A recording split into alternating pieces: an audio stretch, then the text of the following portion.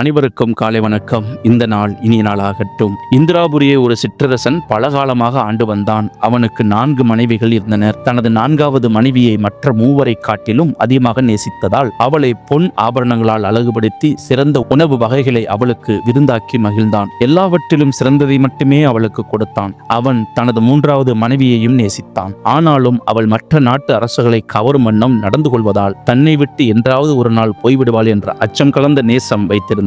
அரசனின் 2வது மனைவி மிகுந்த பொறுமையும் இரக்கமும் கொண்டவள். அரசனின் கடின பாதைகளில் அவனுக்கு ஆறுதலும் ஊக்கமும் சொல்லி ஊன்றுகோலாய் திகழ்ந்தாள். ஆகவே அவளையும் அவன் நேசிக்க தவறவில்லை. அரசனின் முதல் மனைவி அவனது நம்பிக்கைக்குரியவள். அவனது ஆஸ்திகளையும் செல்வத்தையும் உத்தமமாக நிர்வகித்து வந்தாள். அவளை அவன் நேசித்தாலும் அவளோடு அவன் அதிக நேரம் செலவழிக்க விரும்ப மாட்டான். அவளுக்கென்று எதுவுமே அவன் தனது வாழ்நாளில் செய்ததே கிடையாது. திடீரென்று ஒரு நாள் அரசன் கொடிய வியாதியில் சிக்கிக் கொண்டான். தனது மரண படுக்கையில் இருந்து தனது ஆஸ்தி, பெருமை, புகழ் எல்லாவற்றையும் எண்ணி பார்த்து, எனக்கு இப்போது 4 மனைவிகள் உண்டு. ஆனாலும் நான் இறந்த பின் என்னோடு யார் வருவார்? நான் தனியாகத்தானே செல்வேன் என்று புலம்பி வருந்த ஆரம்பித்தான். அவன் தனது அருகில் இருந்த 4வது மனைவியிடம், வாழ்நாள் முழுவதும் உன்னை அதிகமாக நேசித்திருக்கிறேன். ஆனால் இப்போது தனியாக மரிக்கப் போகிறேன். என்னோடு நீயும் வருவாயா என்றான். வாய்ப்பே இல்லை என்று சொல்லி அந்த அறையை விட்டு வேகமாக வெளியேறினாள். அந்த வார்த்தை அவன் இருதயத்தை கத்தியினால் குத்தியது போல ஊடுருவியது. இந்த வருத்தத்தோடு 3வது மனைவியிடம், என் வாழ்நாள் முழுவதும் உன்னை அதிகமாக நேசித்திருக்கிறேன். ஆனால் இப்போது தனியாக மரிக்கப் போகிறேன். என்னோடு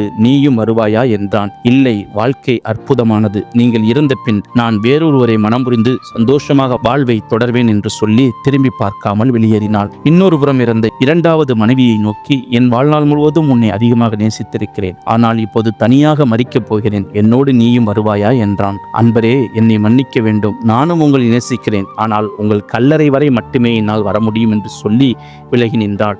இந்த பதில் அரசனுக்கு பேரதிர்ச்சியாய் இருந்தது. அவன் வேதனையில் தலையணையை கட்டிக்கொண்டு அழ ஆரம்பித்தான். அப்போது அங்கு ஒரு குரல், நான் உங்களோடு வருவேன். எந்த சூழலிலும் நீங்கள் எங்கு சென்றாலும் நான் உங்களோடு வருவேன் என்று கேட்டது. சட்டென நிமிர்ந்து பார்த்தான். அங்கு அவனது முதல் மனைவி மெலிந்து பொலிவிழந்து அழகை இழந்து நின்று கொண்டிருந்தாள். அரசன் அவளது தோற்றத்தைக் கண்டு மிக வேதனையோடு, எனக்கு வாய்ப்பு கிடைத்த போதெல்லாம் உன்னை நான் நன்கு கவனிக்கவில்லை. ஆனால் என்னை விட்டு விலகிய இந்த 3 மனைவிகளையும் அதிகம் கவனித்து விட்டேனே. இப்போது வருந்தியும் ஒரு பிரயோஜனமும் இல்லையே என்று அவளை கட்டி அணைத்து அழுதான். நண்பர்களே, ஒரு மனிதனின் சரீரமே முதல் மனைவி. ஆடம்பர உடைகளால், பொன் ஆபரணங்களால் அலங்கரித்தாலும் அது நமது மரணத்தின் போது நம்மை விட்டு போய்விடும். ஒரு மனிதனின் ஆஸ்தி, செல்வம் என்பதே 2ஆம் மனைவி. ஒருவன் மரித்த பின் அது வேறொரு மனிதனிடம் சென்று விடுகிறது. ஒரு மனிதனின் உறவினர்களும் நண்பர்களும் அவனது 2ஆம் மனைவி. அவன் மரிக்கும் போது இவர்கள் கல்லறை வரை மட்டுமே அவனோடு வர இயலும். ஆத்மாவே முதல் மனைவி. பணத்தாலும் புகழாலும் இன்பத்தாலும் வாழ்நாள் முழுவதும் புறக்கணிக்கப்படும் ஆத்மாவே